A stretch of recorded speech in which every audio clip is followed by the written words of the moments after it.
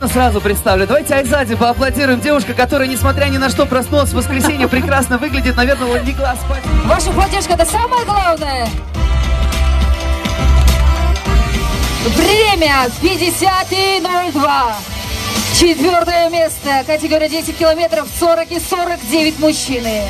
Ярно Хабиб. Как будто Хабиб Нурмагомедов. И сейчас Конор Макгрегор. И тут свой устроим, да. Забег сегодня, дорогие. 4-е место. Время 59:01. Категория 10 километров. 50-59.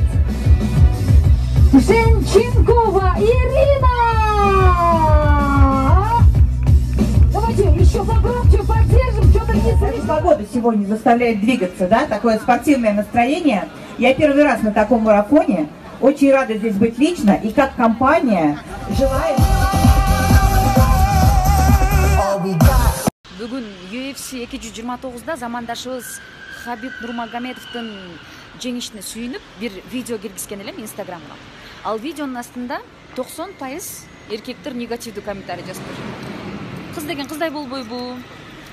Өзүнчө эле сүйүнүп алыптыр. Ал эле бул эле талаада өскөн кызыл гүл эле деп.